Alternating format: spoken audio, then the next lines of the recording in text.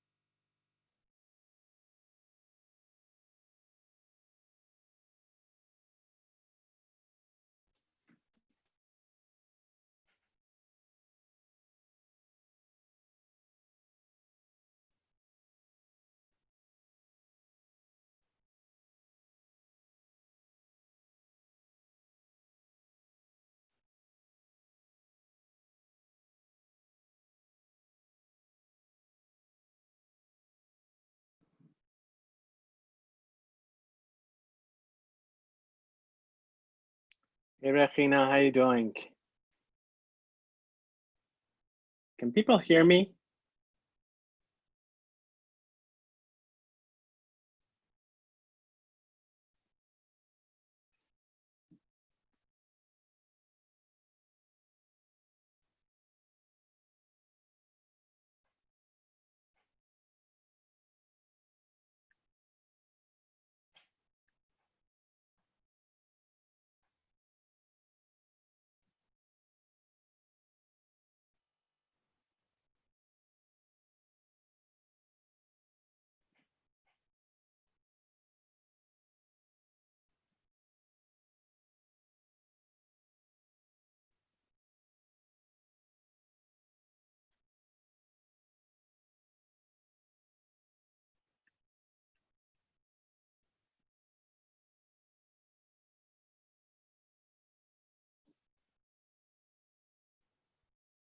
Let me see if people.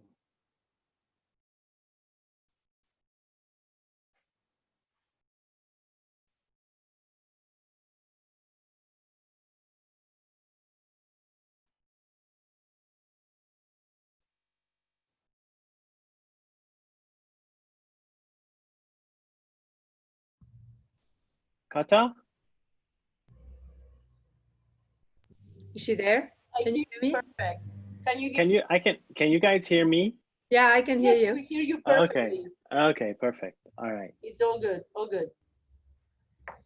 All right, great. So I guess I should just wait maybe another minute or so for people coming in. I'm not quite sure how to seamlessly let people in and talk at the same time. I'm going to mute myself, okay? Yeah, I'm gonna mute myself not to make any strange noises. Okay. Hey, Elvis. Hey, David. How you doing? Good to see you. So this was very short notice, right? Or because I received this email like a few hours ago, or was this planned in advance? No, no, no. It's been planned for a very long time. So, Okay. Yeah, I can answer that for you. I mean, it's been like David says, it's been published for a long time. It's in the campus groups, Okay. campus life in the platform. there is a group that is called Arts and Humanities Division. All the events we do are published there. And in addition to this, there is a Twitter, there is an Instagram account, there is the LinkedIn, and we publish all the events in the 5 platforms. So, and in addition to this, we have a little mailing list that we call the Arts and Humanities Friends. That's probably where you got the email from. We usually do not do the emails, not to, I don't know, because since we do more or less an event a week, we're not sure if you want to receive this so regularly.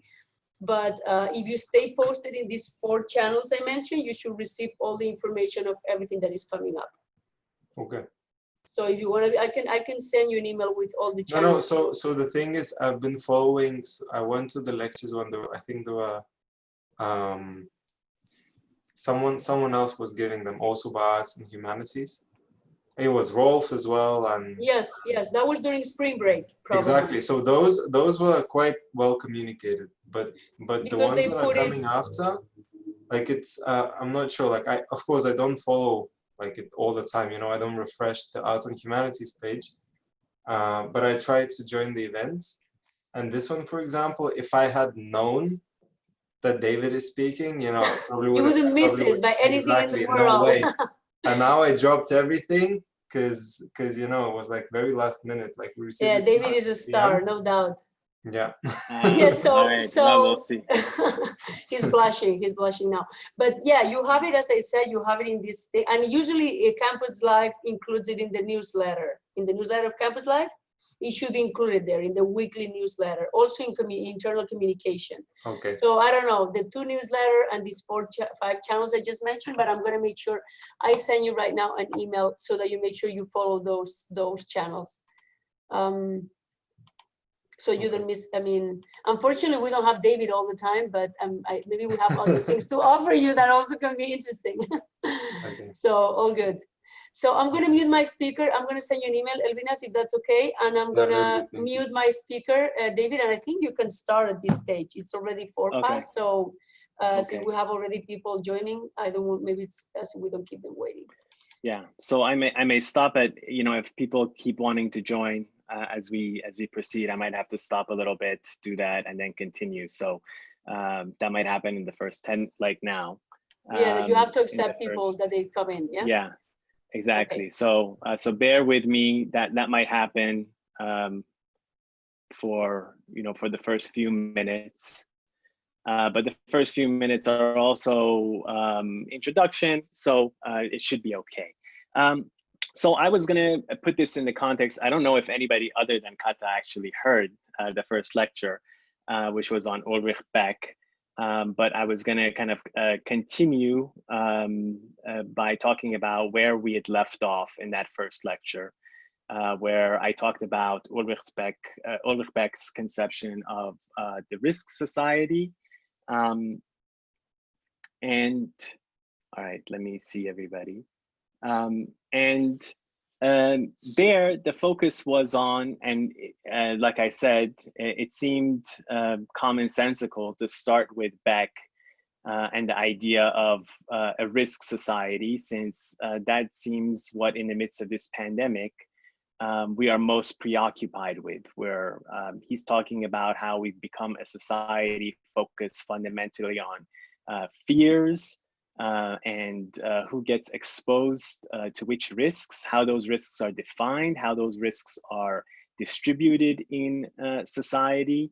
And he wants to make the argument that it's actually our society which is so focused on risk because we've increasingly become aware of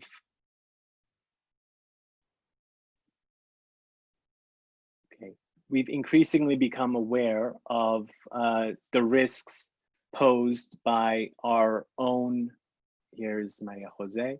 I think I have everybody. Okay. Momo, you got it. Wait 1 second. You got to shut it off, otherwise I can hear it. Okay. Okay. So Beck's argument was, and this is why I argued that this was an illuminating way, in a way, to start this series, that what's wrong in the way that we focus on risks that we ourselves mostly have produced, and there are many people who've argued this about the pandemic as well, that this is not just something that sprung out of nature, but that it's increasingly because we're encroaching on all kinds of natural environments around the world, that many of these viruses that maybe have been hidden amongst different species and now are going to come out more and more, actually, over time. So that he argues we're in the midst of a risk society because we've become aware that our own advances, instead of simply just minimizing risks,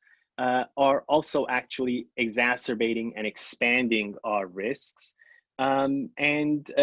His argument is that it's really because of the misguided ways in which we try to deal, we're obsessed with risks and with safety and with protecting ourselves and who gets to feel the fear, in a sense. But because we try to do that predominantly on an individual level, whether at the level of the individual consumer and what he or she buys to protect themselves, or what countries do in a unilateral way to try to protect themselves so that they don't have to feel the risks, so that risks are defined in such a way that you try to protect yourself while others may not be protected. And he argues that our experiences in the global society that we live in the midst of so many unknown risks, precisely because we're changing the world, we're transforming the world, it means that we can't really use the past the way scientists think that we can to project our risks. So our risks are both not fully known, they're global in nature, and that means that our attempts to essentially individualize our risks and try to compete on our risks in some sense, actually will make them worse ultimately for everybody. And so talking about our global pandemic, obviously an occasion of fear and of risk, and of people constantly thinking about how they, their own risk exposure, how to protect themselves, how to protect their own families, the same thing with societies. It seemed like a fitting way to start. In this lecture, we're going to go essentially kind of in the opposite direction, because we're going to move from fears instead to talking about goods, the good things in life. How do we live the good life, essentially? And at least many people have told me, and many friends, family, that this experience has made them rethink many things in their life, the things that they found valuable, meaningful. And so this experience is also an opportunity to rethink what are goods, what is value, and to think about how we've been thinking about those questions essentially prior to the pandemic and more generally. So as I say here in the bottom, we are going to focus on how the pandemic might allow us to rethink our understanding of value and meaning. Does it teach us anything about what it means to lead the good life? And to do that, we're going to focus on the work of an American philosopher. His name is Michael Sandel, and what he calls the moral limits of markets. Okay.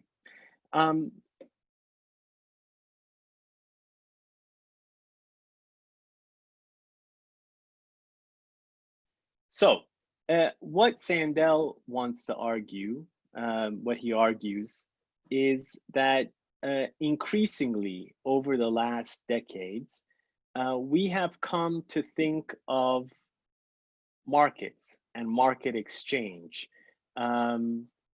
as the way of thinking about value and ultimately meaning in our life, as the best way of interpreting what value actually means, as the most rational way of trying to provide prosperity in society, of maximizing both on the private and the public level.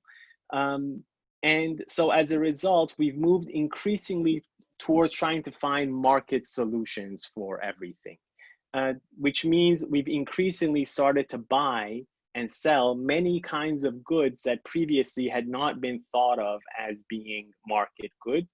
Why? Because increasingly, market transactions have been defined actually as the best way of bringing value, and as a result, by giving people more and more of what it is that they want, of bringing prosperity for society at large.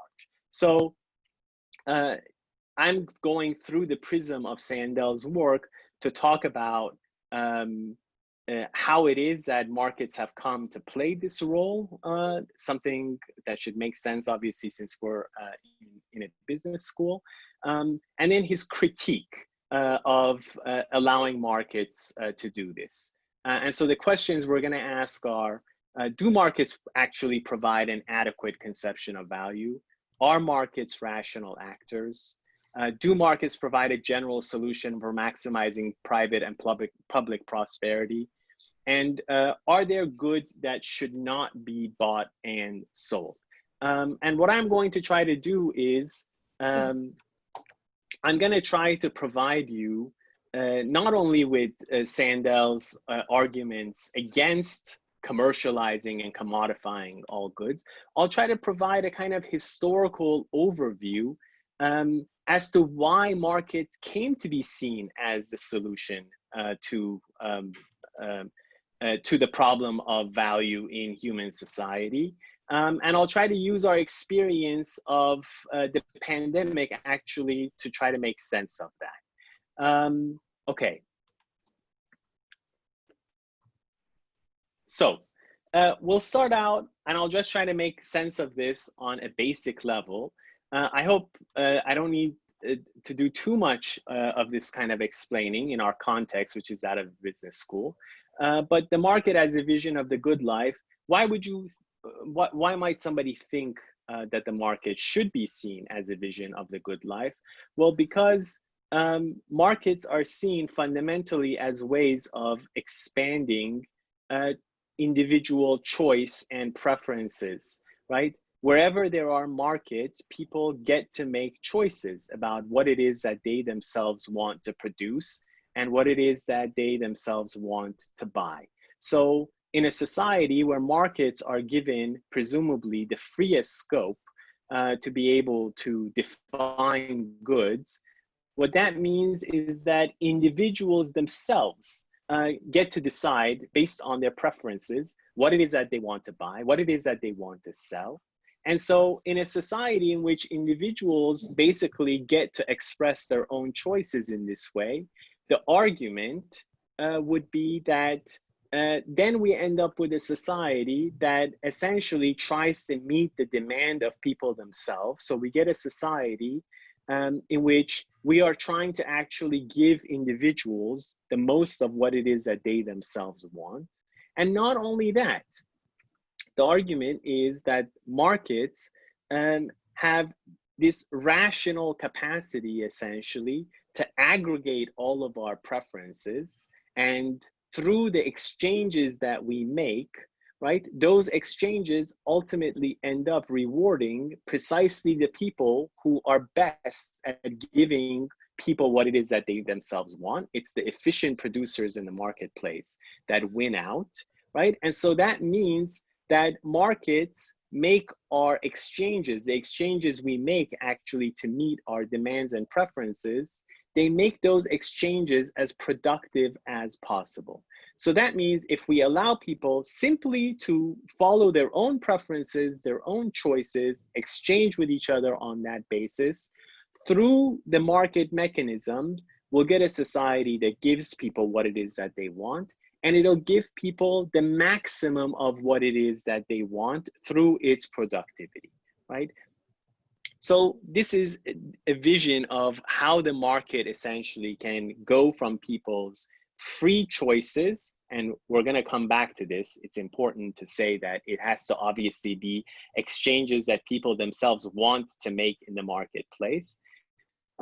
takes those free choices, and by meeting as many of them as possible, and more than ever would have been possible without those exchanges actually leading to ever greater productivity through growing specialization of labor, for example, we get basically a society in which would be as prosperous as possible by giving everybody whatever it is that they themselves want, okay? Beyond this, I would argue that in our world, the markets have increasingly come also to function as the dominant vision of what it is to be in a global society, right?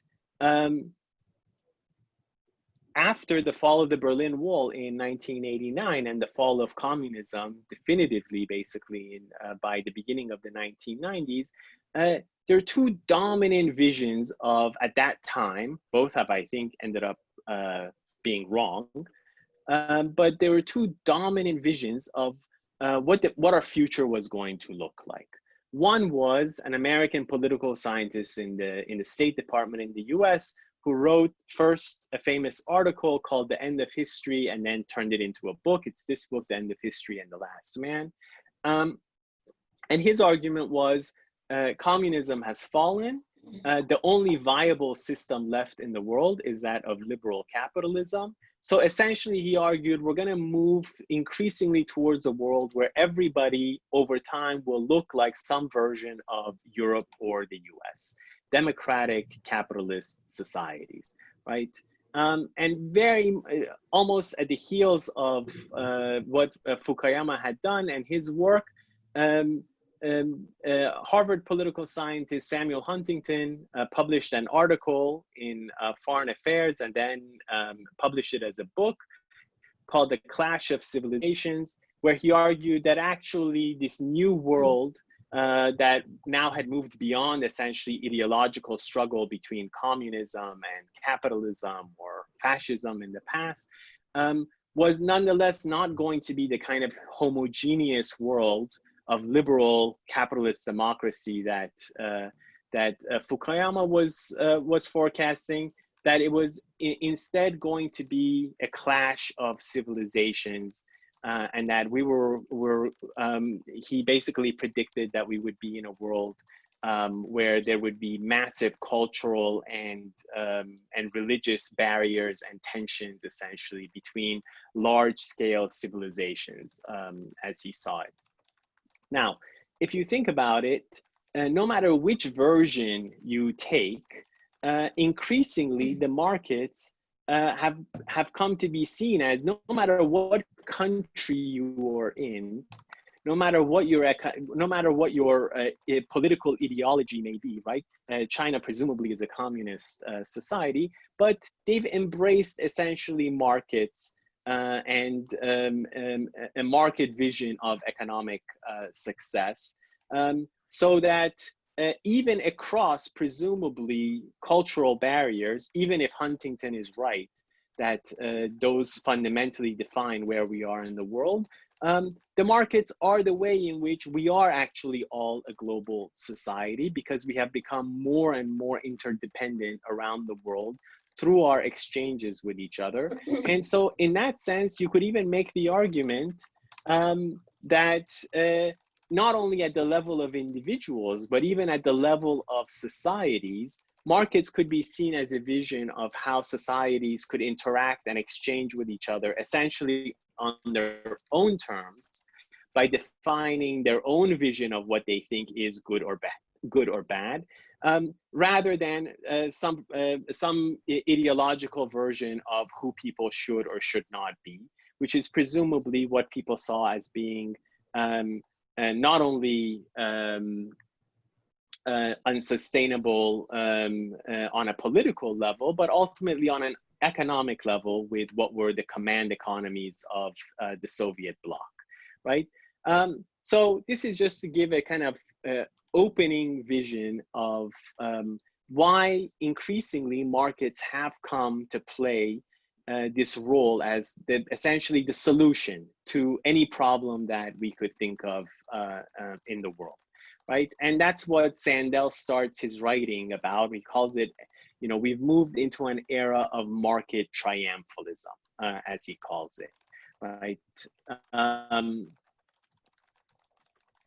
Now, okay.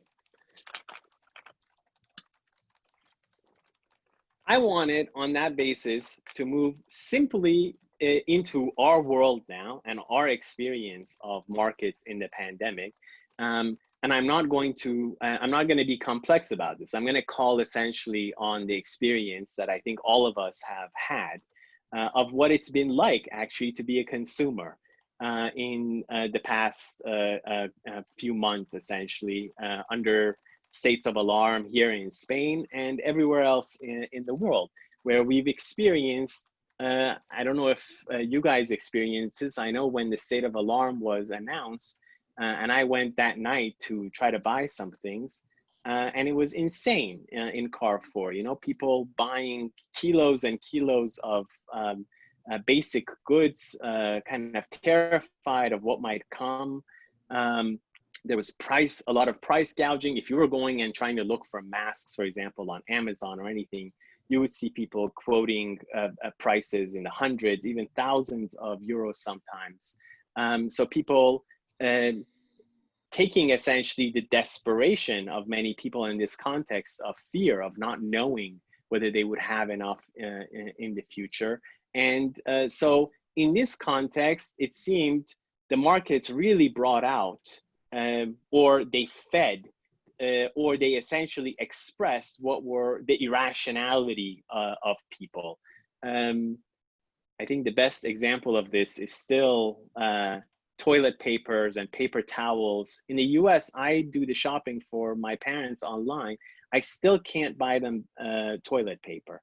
I don't quite know how toilet paper became such an absolute fundamental good in human society. But I had a picture of Terminator in the previous presentation, so I thought I would, for good measure, also include it here. So simply through our own experience, having seen people in the context of an emergency and how they've exchanged with each other in the context of that emergency, we would, it seems, look at markets and be worried about them. Be worried about, really, are markets these rational actors that we have actually envisioned them to be, right? And what I want to do now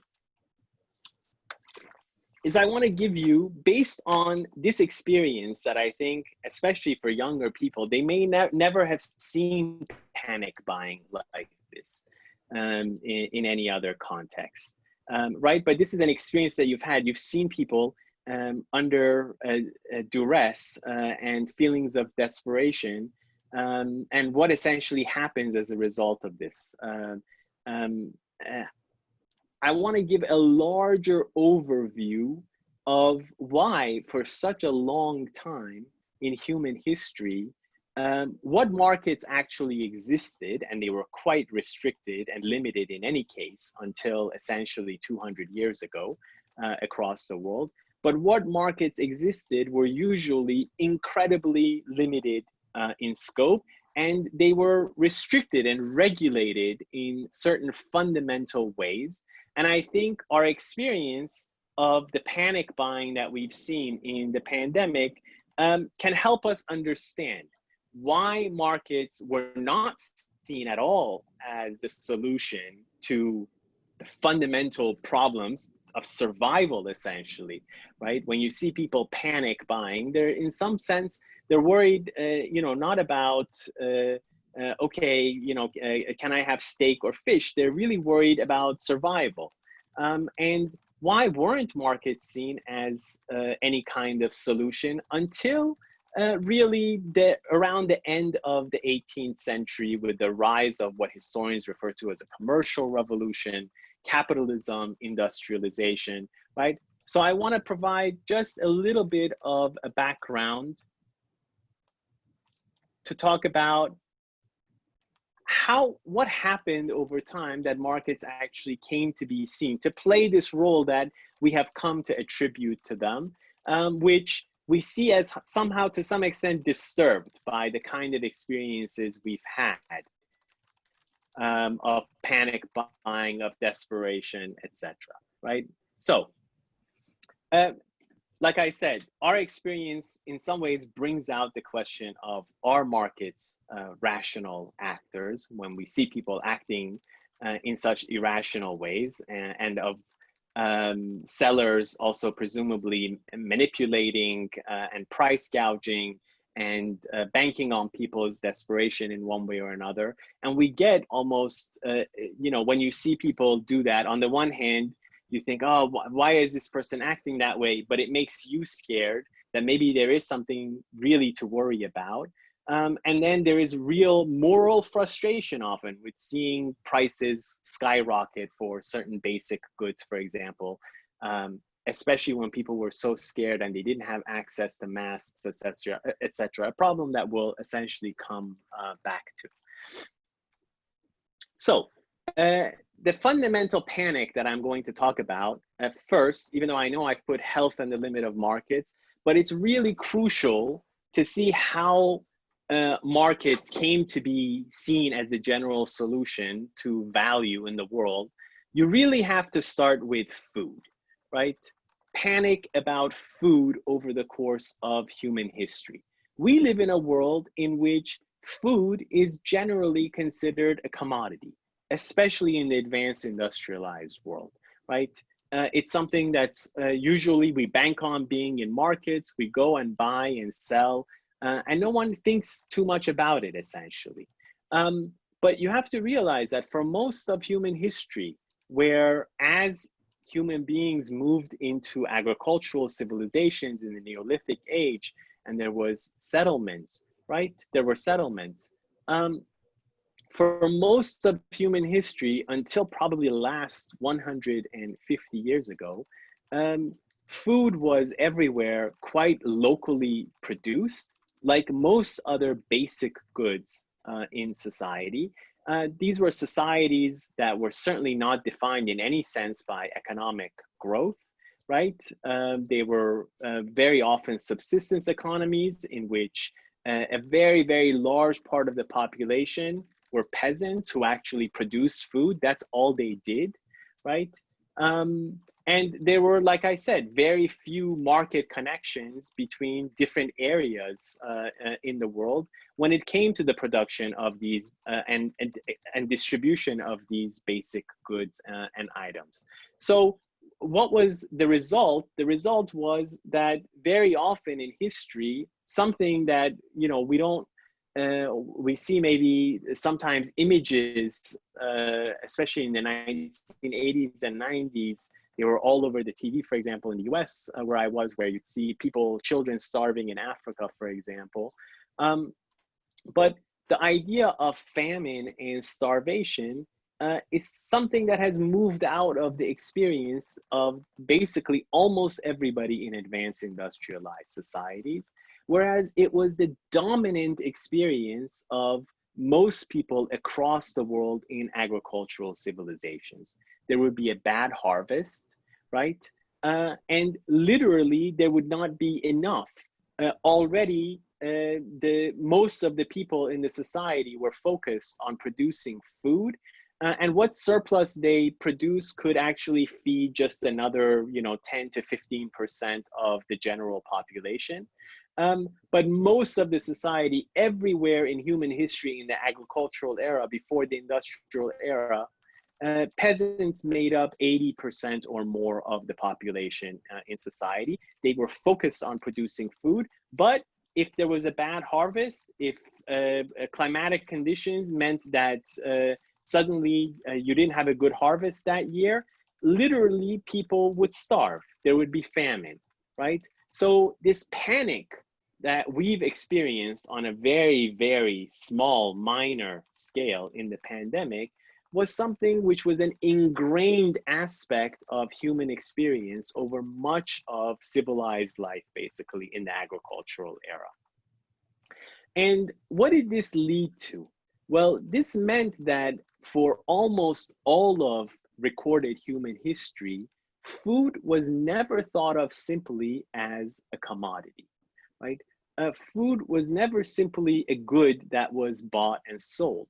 Food was a moral good. Food represented life, right? If you didn't have it, and very often people did not, you starved to death. So the idea that the life of people could somehow depend on a person, a merchant, being able to make more or less money, that was thought to be fundamentally immoral, right? Food was a moral good in the sense that it couldn't be thought of as something that was just a matter of making profit because people's lives essentially depended on it. What were the repercussions of that? That meant that there were all kinds of prohibitions on the production and on the sale of food almost all around the world. I'll talk especially about the European context, right? It meant, for example, that producers usually were, there was a real worry about if we have merchants who can accumulate a lot of food, they'll be able essentially to manipulate the marketplace. They'll hoard food, they'll starve people to be able to bring up prices essentially. So there was real suspicion about market actors when they dealt with food. As a result, there were all kinds of prohibitions on how much corn, the name for wheat essentially in English, how much corn you could actually accumulate, how much wholesaling and merchandising you could actually do, for example. Because it was thought that it would be much better for local producers basically to take whatever they produce to the marketplace rather than have the potential for a whole a buyer of corn to be able to manipulate prices in the marketplace. This meant there were all kinds of prohibitions on the import and export of goods. Worries about import because if people became dependent on imported goods, then you know, there would be a question of food security if somehow then you didn't have control over your own food. There were all kinds of prohibitions on the export of food because maybe somebody could make money, more money elsewhere, and then they would take food away from your area, and then you would essentially starve to death, right? Not only that, in basically Christian thought, Christian legal thought before the rise of modern economics and modern political economy, even the very idea of property had a basic limitation on it, which is that in the context of famine and in the context of starvation, it was understood that property rights did not apply, right? It was called the right of necessity. So if you were starving, you had the right to take of somebody else's property to be able to make sure that you stayed alive. This is the sense in which, as a famous British historian said, you know, food and how it was dealt with, how it was actually bought and sold, showed that Europeans lived in what he calls a moral economy, right? So for example, if you went to try to sell grain in a marketplace in a town, for example, in continental Europe 400 years ago, 300 years ago even, you would have to go and you would have to sell at a fixed price very often to all of the town inhabitants. Once they had bought, then you could put the price that you wanted on that good. Otherwise, you couldn't simply, as if it was simply your own property, buy and sell at the price that the market might bear, for example, right? So food was a moral good. Now, how did markets essentially transform this status of food as a moral good over time? Adam Smith, who was very much involved in debates about the production and the distribution and exchange of food at the time that he wrote The Wealth of Nations, and responsible as one of the people who essentially initiated the new discipline of political economy, what we consider the modern science essentially of economics. Adam Smith made a kind of ironic conclusion about all of these restrictions, these moral prohibitions about food, right?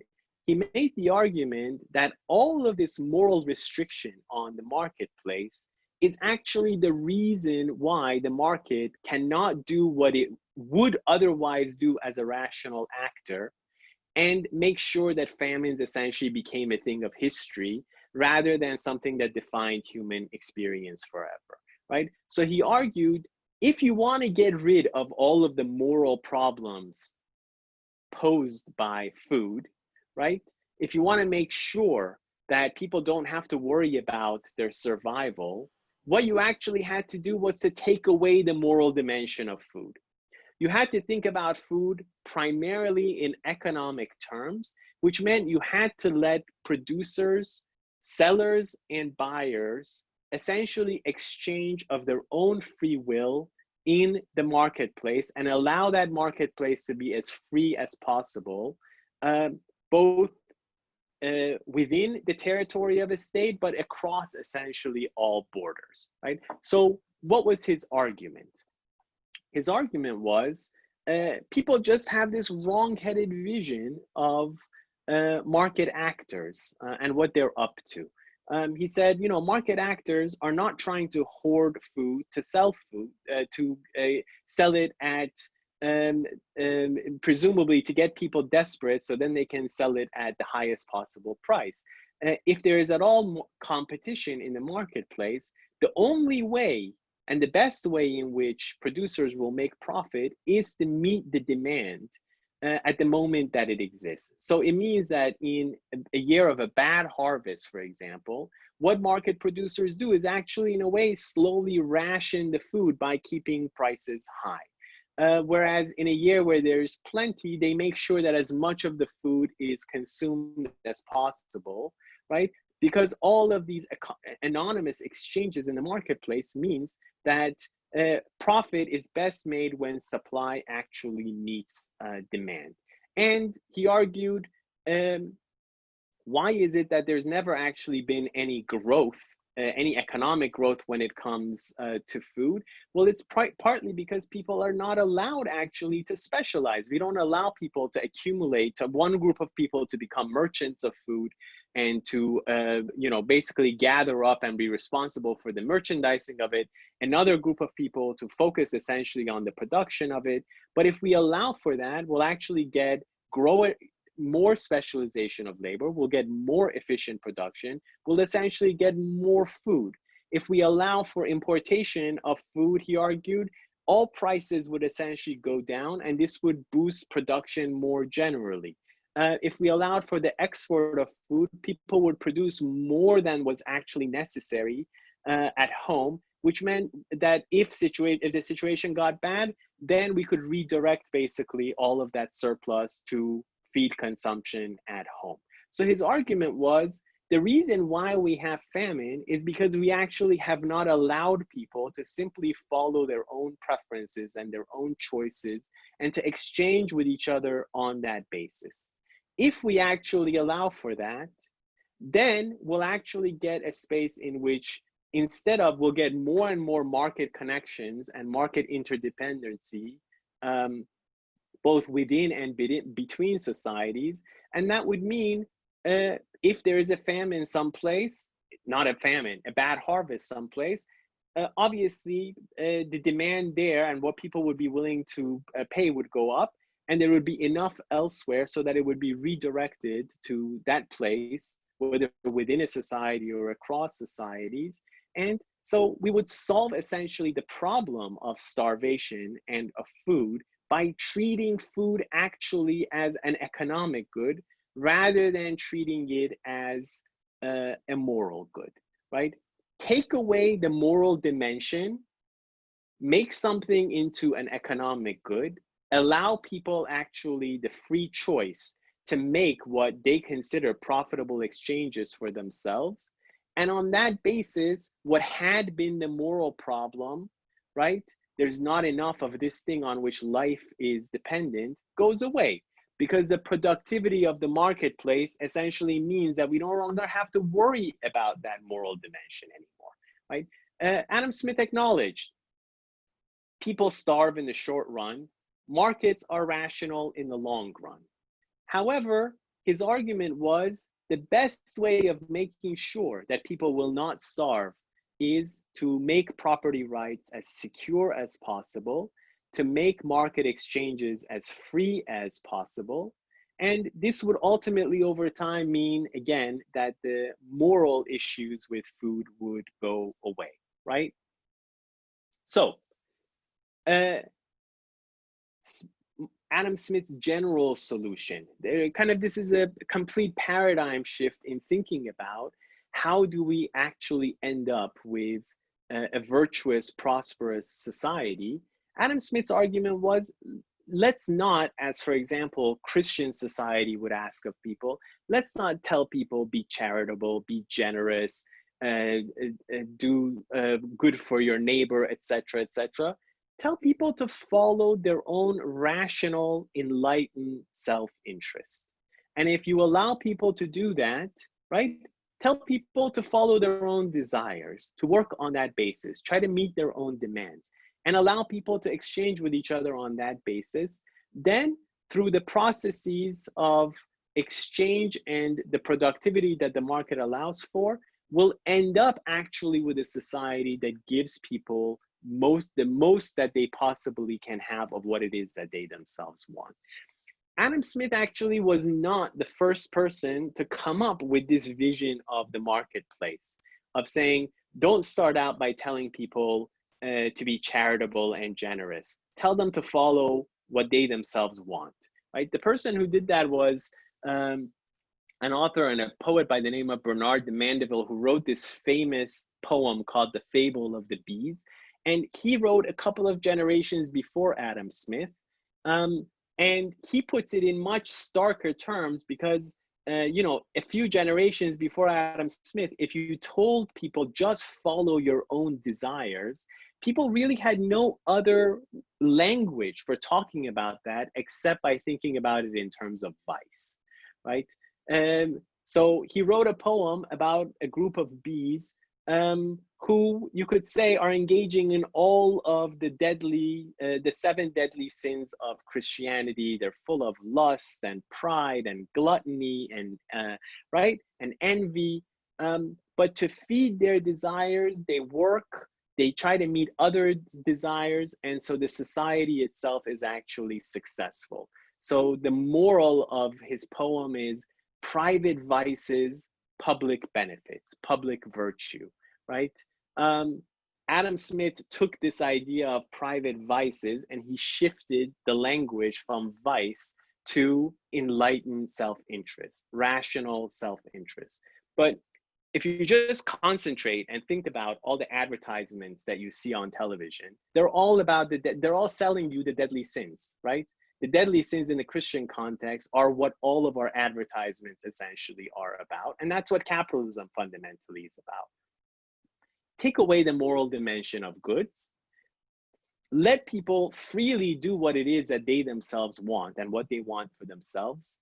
The efficiency and productivity of the marketplace will actually give us then prosperity in such a way that we no longer even have to worry about the moral dimensions of people starving in the past. Food used to be a moral good. It's no longer a moral good in the same sense, right? Now, where Sandel comes in,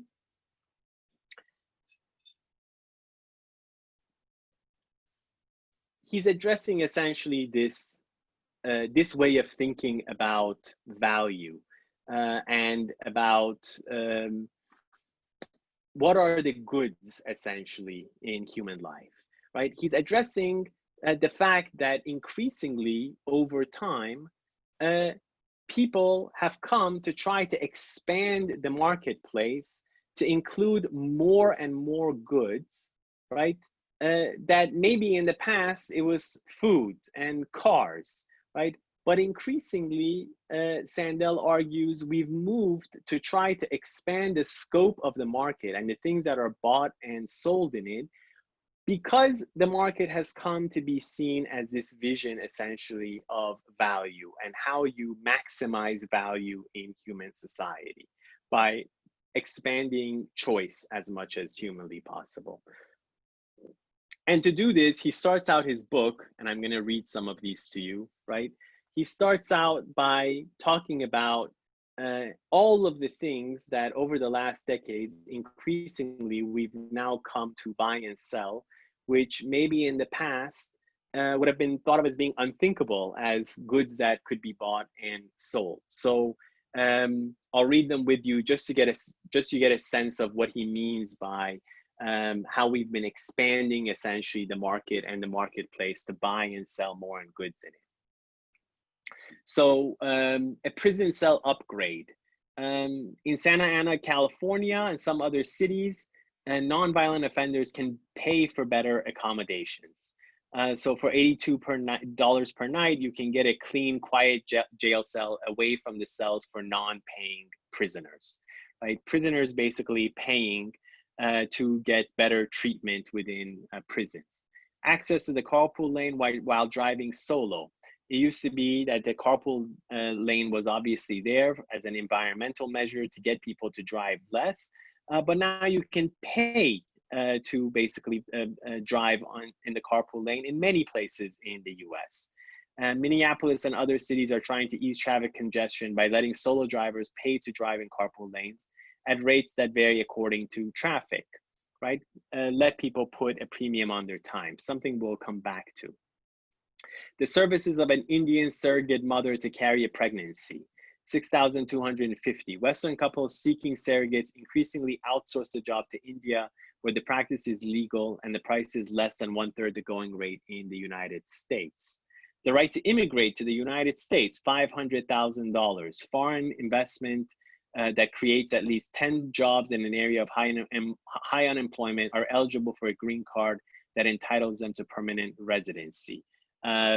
Might know it's the same thing in the European context, where a number of countries, including Spain, also had incentives essentially allowing for residency for people who bought expensive real estate, for example.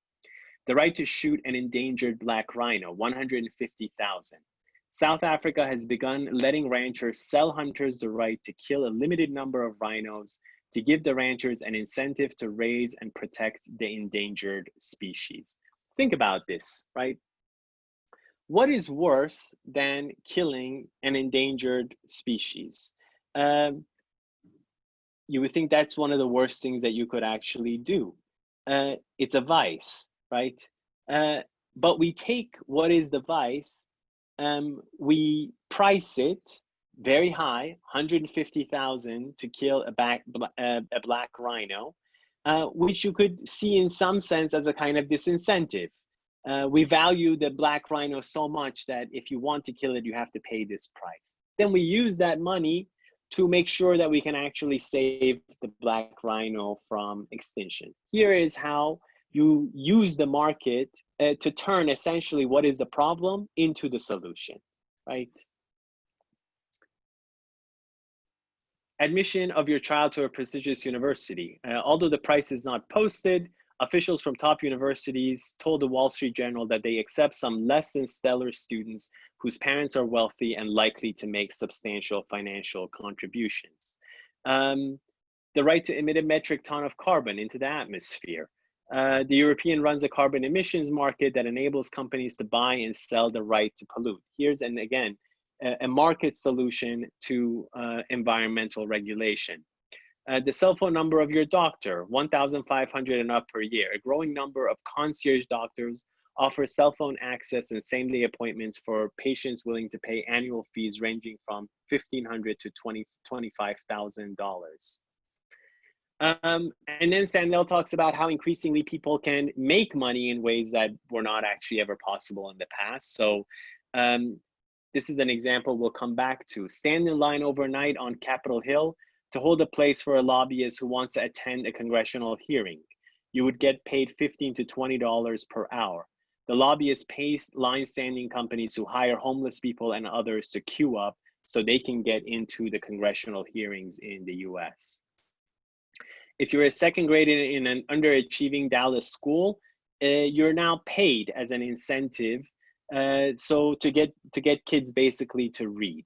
You don't like reading, but we'll pay you essentially to do it. And this again shows we really care about reading. So we're gonna say how much we care. We're gonna say we care enough to basically pay for people to do it. And so we solve the problem again through market incentives.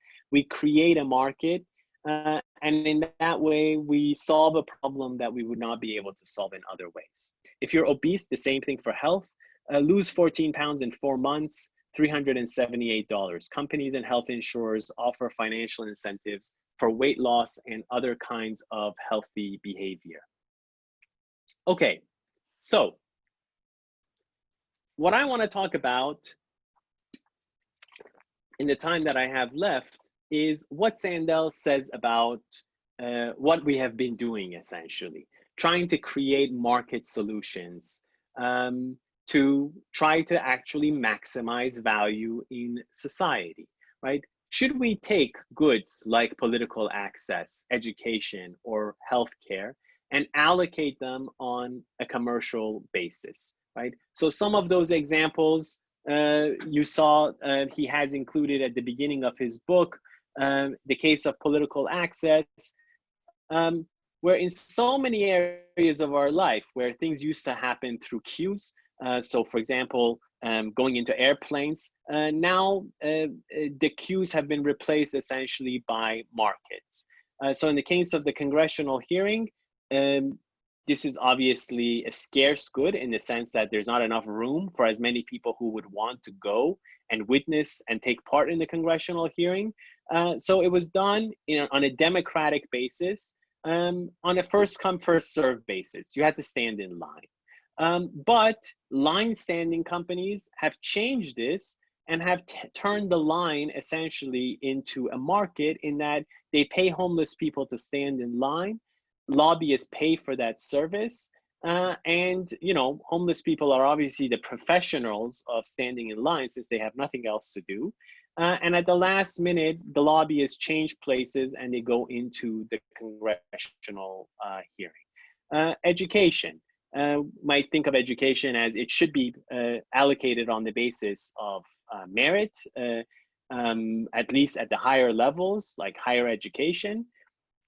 But as he said, to some extent, it's dependent on if your parents are willing to donate enough money essentially to a university. Even some of the most prestigious universities, although they don't advertise it, essentially let less than stellar students in because they know that their parents can pay a high amount. And healthcare.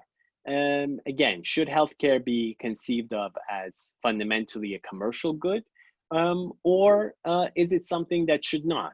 Something, again, that is at the heart of the situation that we're living in today, and I'll come back to it.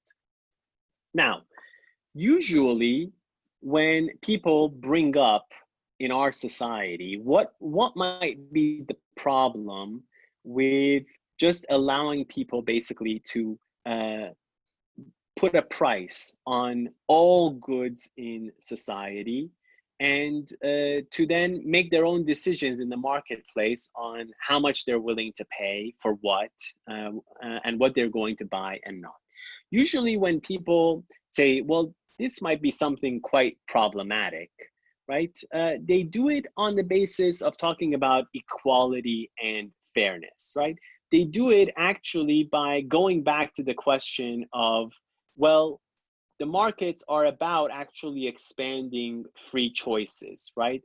But could it be that by putting a price on all goods, even fundamental goods like political access, education, or healthcare, goods that are usually referred to as public goods, if we do that, are we really going to expand choice in society, or are we going to expand inequality in society? Because if people who are poor and disadvantaged don't have access to some of these basic goods, if they don't get access to political representation, if they don't have access to education, if they don't have access to healthcare, right, or to decent versions of these goods, the very things that they would actually need to improve their situation, they would not have, right? So the usual argument then against trying to put prices and allow for markets in all goods and to allocate everything on a commercial basis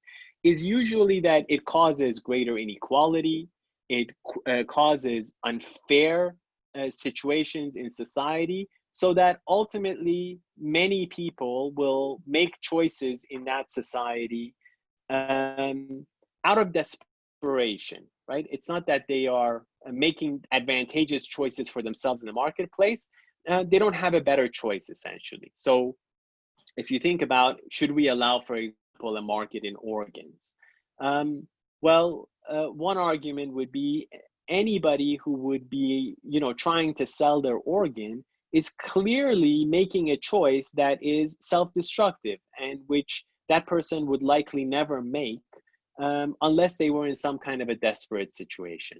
So desperate choices in the marketplace, according to this argument, show that actually, in order to have free choices in the marketplace, we can't just allow people, as long as they're not coercing each other bodily, for example, to make choices. It has to be more than that.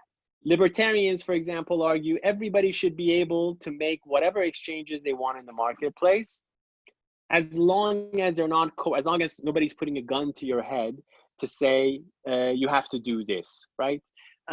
But usually when people say, no, we have to, they have a problem with pricing everything, they want to say, no, the idea of free choice has to be a richer notion than simply you weren't physically coerced, for example, to do it, right? So they argue, one vision beyond libertarianism would be, well, we have to have some measure of meritocracy in society. We have to have some measure of equality of opportunity. It can't be that people end up where it is in their society simply because of who their parents were. If you end up being able to make the choices that you do in the marketplace simply because your parents were rich or poor, then those weren't essentially your choices and they weren't really free choices, right? So a lot of the argument in our society about should we put prices on this or that good is usually conducted in terms of equality and freedom. The very things that markets are presumed to be about, right? Markets are supposed to be so good for everybody because they expand free choice. So one way of questioning whether they actually do, if they're expanded to all goods, is whether that's actually the case. Does putting a price on political access and allowing homeless people, in some sense, to give away their own political voice to other people, does that really expand choice for them when their voice is not being represented in the democratic process? If lobbyists for big, rich oil companies can pay to be in Congress, then what about all of those other people, let's say environmentalists, who can't get in because they don't actually have the money to pay for the services of line standing companies, right? And this is usually how the critique of putting a price on everything in our society is conducted. Sandel, though, tries to go way beyond this, and his worry about commercializing all goods in society is not simply that of inequality and unfairness or free choices, essentially. He wants to argue that we've bought in, all of us, into a wrong vision of what the good life is and what goods are, by thinking that if everybody is simply allowed to make their own free choices, and we allow for as many free choices as possible in the marketplace, we'll end up maximizing what it is that everybody wants. Because he wants to argue that fundamentally the productivity of the marketplace, which may apply to food or to cars, does not apply to some of the most fundamental goods in human society. He wants to argue it doesn't apply to political access or education or healthcare. He wants to argue that it doesn't apply to human relationships, to human motivation, to human achievement, right? And why not?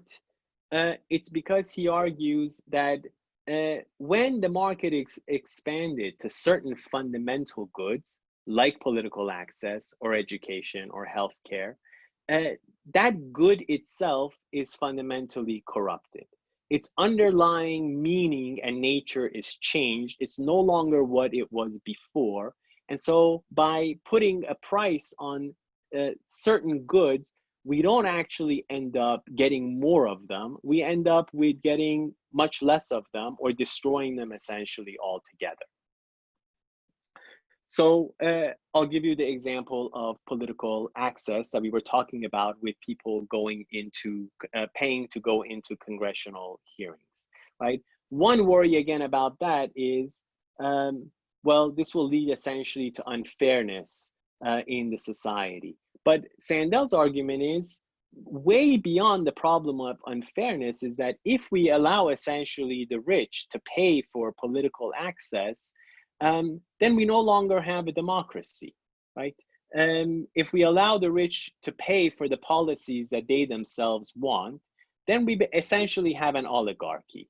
So the good represented by democracy is not maximized by allowing people to buy access to politics, by saying how much they care about it, by paying for it. The good represented by democracy actually is destroyed by commercializing. This is why we don't let people buy and sell their votes, right? Education. It's not simply that it's unfair, for example, Sandel would say, that we would allow essentially the rich to pay for access to higher education, right? It's unfair because somebody maybe who's much more hardworking but whose parents are not rich would not have that opportunity. And so we would end up with an unfair and unequal society. His argument is that no, that would fundamentally corrupt the very meaning of education, which is about meritocracy, right? This is why even if universities were in a position to simply auction off seats to people within the university, they wouldn't do it, because once everybody knew that that was happening, everybody would know that the people in that university are not there because they've achieved anything. They're only there because they've paid for the right? And so people wouldn't see the quality of education in that institution as being very, very high, right? So another case of how commercializing a certain good could actually end up destroying its very nature.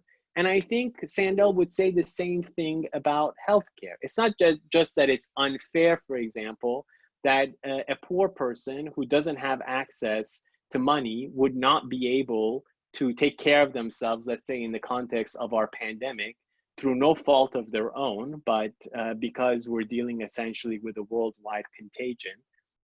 Sandel would argue our situation clearly shows the limits of the marketplace when it comes to health, because what a pandemic shows is fundamentally that all of our health are actually dependent on one another. So if we don't actually take care of the health of everybody in society, we put ultimately everybody at risk. If those rich people who were able to buy those masks at those exorbitant prices, if they're doing that meant that those masks were not going to the health professionals who needed them the most, then the virus obviously spread faster than it otherwise would be, and even then put those rich people essentially at risk. This is why, for public health reasons, even for example in the US, where there was not public health insurance for such a long time, when you went to the emergency room, you had to be taken care of. Why? Because if not, the public health generally would be at risk. So Sandel says, all of these cases show that if we commercialize certain basic goods, we'll destroy those goods. And then that shows us that those goods have their own logic and that they should be allocated, presumably not simply on the basis of who's willing to pay the most money for them, who's willing to make the right market exchange, not simply a question of how much, but it's a question of what is the nature of that good.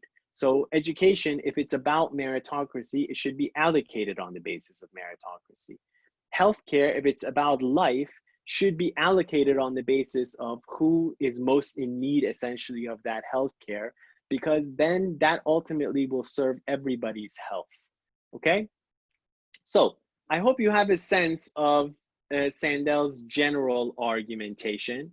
And I want to move on to something that he talks about, something very recent, essentially, that increasingly, because of this vision of the market as a solution to all kinds of intractable problems that we've had in the past, the idea essentially of trying to incentivize human behavior through the market, through money, essentially, right? I gave you the example of paying children ultimately to read. Or if we want to have the right kind of environmental regulation, instead of, for example, having taxes or fines, let's create a market and let's reward basically efficient producers in that way by letting them sell basically their right to pollute, which everybody would have a certain amount of, to those polluters. And in that way, the market will essentially make sure that more and more companies will move towards environmentally sustainable practices. Sandel essentially makes the same argument about this increasing tendency that we have to try to incentivize human behavior in this way, because his argument is when we try to do this, pay people, let's say, to take their pills, or what we're really doing is we've come up with a manipulative way which might actually replace what is the underlying motivation that we want people to have. So if we're paying children to read, in some place we're saying, well, we can't really teach children to read, they hate it. There's something that they see as a chore. And so the best way of getting them to do what it is that we want them to do is to pay them to do it. The same thing essentially for paying people to take care of their health. Or paying people not to do, making people pay for doing essentially bad things, right? Incentives and disincentives to try to manipulate essentially human motivations. And Sandel's argument here is whenever we do this, there's always essentially the risk that will change the very nature of the good itself. And instead of getting more or less of what it is that we were trying to get, more reading, less environmental pollution, we could end up exactly with the opposite. He gives the example of an Israeli daycare, right, where many parents were coming to pick up their children late. And so these social psychologists in Israel did an experiment where they imposed a fine. And according to economic thinking, that should obviously have dissuaded parents from coming late, because now they would have to pay a fine for it. But the actual result was the exact opposite. More parents ended up coming late. Why? Because now they saw a fine. This was money that essentially had a moral meaning, right? When you pay a traffic, for a traffic ticket or a traffic violation, the money is saying, don't do this, you did something wrong. But there's always a danger, Sandel argues, that when we try to incentivize and disincentivize through money, there's always the danger that the fine can turn into a fee. And then we end up actually with people feeling that they have the right to do that very thing that we are trying to stop them to do. So in the daycare, the parents before may have felt bad for coming late to pick up their children. But once the fine was introduced, they read it essentially as a fee. They said, well, I'm paying for the time of the teacher to come late. And so I'm gonna come as late essentially as I want because I'm now paying for it, right? And so Sandel's argument, the same thing with paying children to read. When we pay children to read, we're basically in a way telling them, we know you hate reading. We know you don't like it. It's this chore, but we're gonna give you this money essentially to do it. And so at the end of the day, we might end up with much less reading because children don't actually learn that reading is a vision of learning and of growth and even of long-term success, which would bring money with it. rather they replace that with money that maybe they would use for distractions like getting candy or playing video games, etc. Right? So again, the fundamental good can get corrupted by simply thinking that it can be bought and sold on a monetary basis. Now, I'm going to talk for just another 5-10 minutes, and then I'll let people, if you have questions or comments, you can speak, right? Ultimately, the way that Sandel tries to make his argument about the limits of markets and why markets can be corrupting, and so they can put us essentially in an unsustainable situation by driving us actually to degrade some of the most important things in human life, is to start out with what money actually can't buy. The name of his book, The Moral Limits of Markets, is actually what money can't buy. But when you read a lot of the book, it's about what money shouldn't buy. But there's a connection between these two arguments, because Sandel starts out by talking about asking people to think about what is it that money simply cannot buy, right? And usually I ask this of my students, and the usual answers are friendship, love. Sandel himself gives the example of all kinds of honorific goods that basically express achievement, like a Nobel Prize. You cannot buy a Nobel Prize. You can't buy an an award of any kind, essentially, right? Why? Because if you do it, you actually destroy that very good. Very often, this leads to a big debate in my classes with some students saying, oh no, you can buy love or you can buy friendship. And really, I think what they're saying is, if you buy the right kinds of things for people, you can get them to fall in love with you. Or you can get them to feel that they want to be friends with you. But Sandel's argument is there is a certain joy maybe in that, in controlling people with money. And some people may really enjoy that feeling and want to reduce all of their relationships to doing that. But that's not friendship, right? That's not love. You yourself must know that the person, you're controlling them with money, essentially. So you know that they're not there because they value you necessarily, they value your money. And so at the end of the day, by turning relationships, let's say, into controlling people with money, or turning people into services that they provide for you, you're not going to end up with more friendship. You're not going to end up with more love or care. You're going to end up by destroying those fundamental goods, right? The same thing with anything that represents essentially an honorific good that represents achievement. If the Nobel Prize could be bought and sold, it would lose fundamentally its meaning. So Sandel goes from these things that money simply actually cannot buy because they have a fundamentally different logic. The logic of relationships is care. The logic of honorific goods is the achievement itself. And he uses that to try to prod people into thinking, then what actually should not be bought? And one way that he does this with friendships and relationships is to talk about gifts. Why it is that human beings give gifts to each other.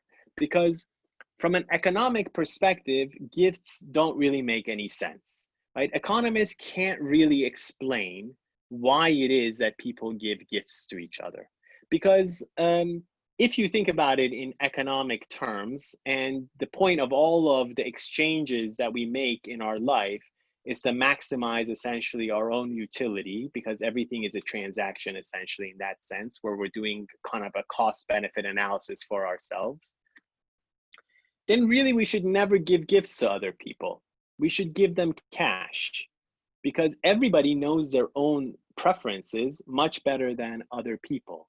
So when we give them cash, we're not destroying any value, because we're allowing them essentially to buy whatever it is that they would want for themselves. But we generally, across societies in the world, people don't give gifts. Even businesses, when they're trying to show appreciation, they give gifts. So what explains that, right? And Sandel's argument is, and this is the sense in which he's not trying to argue that money has no place in our life or markets have no place in our life. He's trying to argue that for money actually to be meaningful, it can't actually define all goods in society. So often gifts also include money that you spend. But on top of that, they include an element of friendship or of care, of saying, I've thought about you. This is who I think you are, right? This is what I want for you. They create relationships. Gifts create relationships in a way that a simple monetary transaction does not create relationships. This is why even businesses engage in this gift giving activity with each other, because in a sense, what they're saying is, look, we have a relationship. We're not just engaged in a one-off transaction. We think of this as something larger, right? And Sandel's argument is that that's what, if money is going to be meaningful, it has to be part of a larger definition of what is meaningful, what is the good life.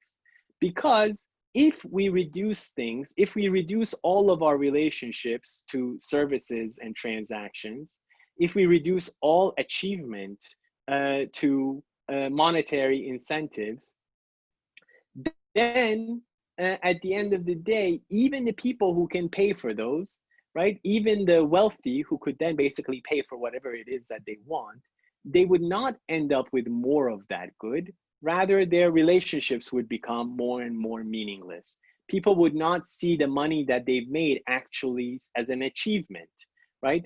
And so this is his broader argument about how it's not simply a question of inequality if we commercialize everything in the world.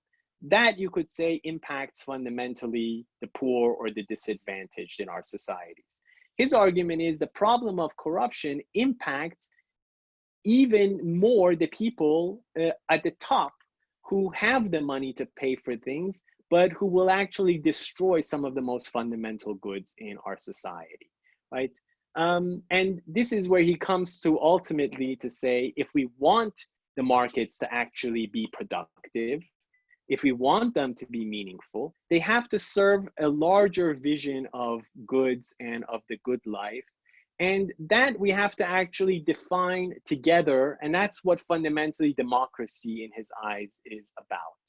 He argues part of the reason why we're so unhappy with the political processes in the democratic world that we're living through today is because we have the wrong vision of democracy. Democracy for us has become another kind of consumer game where you pay for the politician that you want and I pay for the politician that I want, and I'll try to get as much out of my politician and you try to get as much as you can from your politician. Whereas fundamentally, the point of democracy is to define the value of the basic goods in life. What is the meaning ultimately of education and of health essentially for us in our society?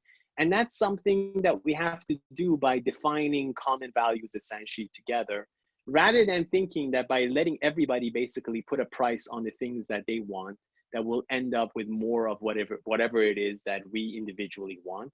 Because again, his argument is that that will actually demean and degrade the things that we care about the most and leave us actually with less of them rather than with more of them. So that's basically my presentation. If you have questions, comments, I would be more than happy to talk more.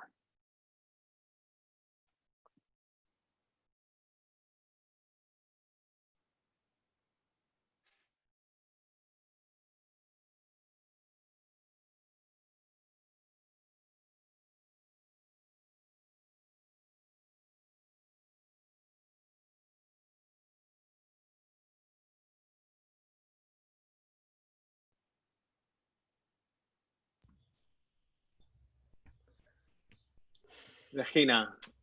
I just don't know if this is a fair question, because actually while you were talking about, the marketization of absolutely every problem we have, I was wondering if it really were that effective, then we probably wouldn't have 1 million homeless all over California, right? So I really wonder whether you can really marketize everything aside from, either creating value or the morality of it, right? It doesn't matter. It's just, I really wonder, because it'd be, if you really could marketize every problem. Yeah, and Sandel's argument is that the ballooning wealth gap in advanced industrialized societies over the last decades is also it's not an accident.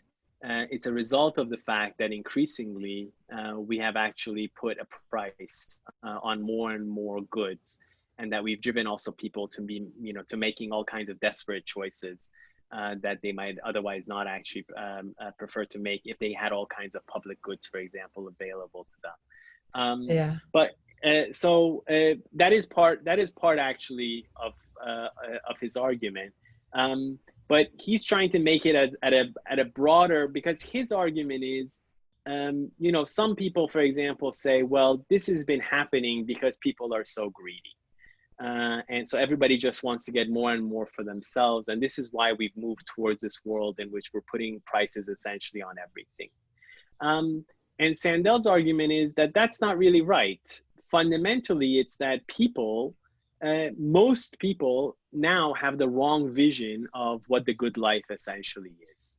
Most people have bought into the idea that to live in a liberal society is to let each person decide whatever it is that they want for themselves. And I may disagree with you and your choices, but I want to be liberal. I don't want to complain about the choices that you're making. You want to do that, you go make your choices, I make my choices.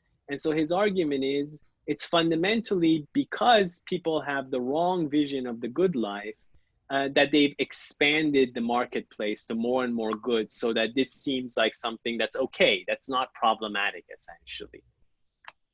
Huh. Interesting. Yeah, I don't know if anybody else has. Any questions. I know I was talking for a super long time. Elvis, I don't know if you put your microphone on. Let me know if you have a question. Yeah, it's not maybe a question or a comment. Exactly, maybe one comment. So I read this book a while ago, and I remember when I was reading it, one thing that I kind of missed was Sandel didn't really address on what exactly is the thing that we're corrupting, right? So he says that commodifying things would create inequality, right? So that's that part of the argument that you discussed. And the other one is that it would corrupt the meaning, the essence of that particular thing. That's why we cannot allow it to become a commodity, and all the examples that you gave. The thing is, I couldn't really understand how do we find the true value or the true meaning of that particular thing? Like, who are we to say that a gift is not the best gift when it just optimizes its economic value, So with the gift, he's saying, when you say who are we, he's saying the very fact that we give gifts and don't give cash, right? That if, for example, on Valentine's Day, if your girlfriend came and put a wad of cash on the table, or the reverse, you wouldn't see that as a good thing necessarily. The very reason we don't do that is that there are larger goods, essentially, goods expressive of friendship, of care, of relationships, of our saying that this relationship is something larger than just you and me. It represents, a vision of what I want for my life, right? And that's why we give gifts. That's his argument. So the fact that we give gifts, he's counting on people having intuitions about there being a problem with buying and selling certain things. Now, when it comes to how we actually define them, Sandel he refers to himself as a communitarian, which means that his argument is that there's not actually a one size fits all. It's not that we can come up with some global system of saying, what are the values of different goods in society? Every community, by talking about, discoursing about all of the issues that they face in their society, have to define for themselves what their fundamental values are. And it could be that in one society, for example, sex is thought of as being sacred because it represents intimacy and care, etc. And in that society, people might have a real problem with prostitution and say should not be something that's just bought and sold. Whether it's prohibited or whether people try to stop it in other ways, that's a separate question. But it could be said that this is not the right vision of sex. Another society might decide, you know what, sex is fundamentally no different for us than having, let's say, good food in a restaurant. And so in that sense, for us, it's not a big problem that sex is bought or sold. But his argument is that that's actually what communities have to do. Instead of thinking that we'll maximize essentially all the goods that we want by putting a price on them, his argument is we'll actually be able to have our market exchanges be meaningful if we have a larger discussion and vision of what is it that we find meaningful essentially in our lives. I don't know if that answers your question, but he doesn't have a sense of one size fits all. He makes his own arguments about, even though once you read the book, it can be confusing because he tries to make arguments on all sides, but he clearly has his own perspective on many of the fundamental goods that he thinks should or should not be sold. But ultimately, like I said, that's what he thinks democracy should be about. It's democracy that should actually define common values in society. Okay. And don't you think it would kind of create conflict if many different communities were to value an attribute or value to these things differently, so even at a very small scale, for example, I have friends that value money over everything for receiving a gift, and then people that usually not working class people that already have money, they value gifts much more, and sometimes, of course, that creates some kind of micro conflict. But I can imagine if whether democracy can come up with like a set. Well, this is his argument is actually democracy has done that, right? Things like education or healthcare, like for example, in the European context, where healthcare is generally thought of as being a right of all citizens, right? That is a democratic consensus to which that's not something that has existed forever. It's a relatively recent phenomenon, right? So that's something that through democratic discourse, a consensus has come about that this is something that we believe healthcare defines life. And so it should not be something that is simply subject to market forces and dependent on whether you have the money to pay for it or not. That's a democratic consensus, right? And so Sandel's argument is, it's not true that societies have come up with many of these fundamental decisions that they've done actually through democracy. It's just increasingly we've moved towards thinking what really matters is for each individual to be able to make as many choices as they can in the marketplace, and that this is how we are the freest and this is how we can get the most of what it is that we want. And that's what he's contesting, right? But he thinks if you look over the course of history, at some point, human beings were even bought and sold. But at a certain moment, eventually, we think of human dignity as something that should not allow for anybody to be bought and sold. Not simply because everybody should be able to have free choices, but that there is something that makes human beings and human life important enough that it should be beyond people, even if they wanted to, buying and selling themselves. Of course, but so for example, the example that he gave, if I remember correctly, it was about people paying homeless people to wait at the line to enter the Congress. in order to be able to participate. It was usually the lobbyists and the big companies that would pay homeless people to just stay in line. Yeah. So wouldn't that particular, wouldn't that decision be made democratically, you know, to allow that kind of thing to begin with? So he's not really saying that democracies can do that, but like he's directly criticizing what democracies had already decided to do, you know, like democracies are precisely what allowed us to kind of to come at what we are right now. But he says, yeah, but for him, that is essentially a destruction of democracy. And that's why his argument is that's why people are so unhappy, even in democracies, with the political processes that they have. Because democracy has come to take on aspects of buying and selling votes, rather than being about how do we think about the common good? How do we think about the fact that we all have a common life together, and that we have to think about that common life and what it is, what living a meaningful, good life means for us. We don't think about that, he argues, in our democracies, because we also don't even want to have very difficult conversations. We don't want to tell other people how they should be taking care of their children. We don't want to tell other people how they should be treating their sex life. We don't want to tell people how they should be dealing with their bodies. In the name of individual freedom, essentially we've stopped having the most important arguments, he argues, about what are the moral dimensions of goods and what it is actually to live a good life.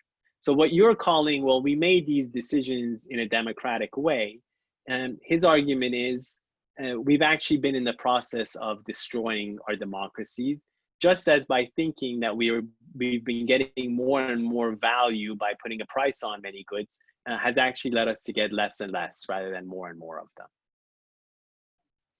Okay. And is there some kind of process, like some kind of guide that we should follow as democracies in order to come up with the set of values that would satisfy? Yeah, his argument is this is, that's why he wrote this book, that maybe the one that you read, which is, if you read his academic work, it's quite difficult.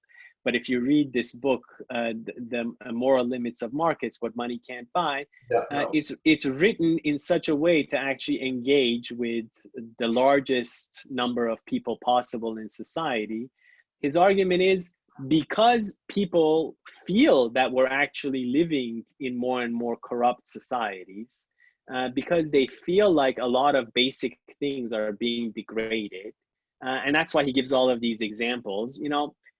Somebody paying, like a prisoner paying to get better treatment than others, it just seems, doesn't that mess up the whole idea of what punishment is about? So he's counting on people basically increasingly coming to have a conversation, feeling like the vision of the good life that we have now is actually not serving us. This is why people are so unhappy with our political process. So his solution is essentially a kind of political democratic one based on conversations like this, essentially. Okay. Yeah, that's what I would argue is his vision basically is. Whether it's satisfying or not, that's his hope, basically. Understood. Thank you. Okay. All right. Any other questions? Anybody else want to make a comment? Elvis was the only one. Okay. All right. Well, if not, I will, I guess, probably stop it there. Thank you so much for listening to me for such a long time. Regina, did you want to say something? No, I'm just saying goodbye. Thank you. Okay. All right. Thank you so much. Lot. Thank you so much. Thank you so much for Bye. listening.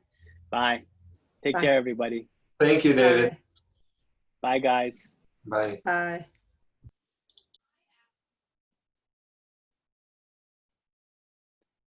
Oh, you want to, let's see who else is on here. Oh, Loyun is here too. You guys can say whatever it is that you want. You're the only ones. What is your question? You have to unmute yourself. You have to unmute yourself, otherwise your question will not come up. I'm asking you to unmute yourself. Yeah, there you go. I sent it to the chat board. Ah, I can't see because I'm doing too many things, so I can't see the chat. Try Coke. Okay.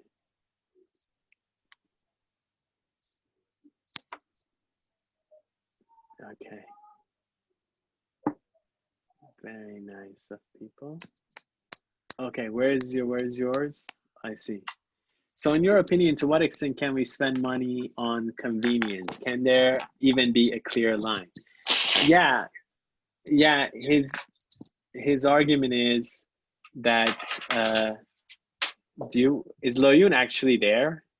I Or should I don't just know. maybe I should just end it and then I'll tell you. Okay. Yeah, because you're still recording it, so yeah. Yeah, okay.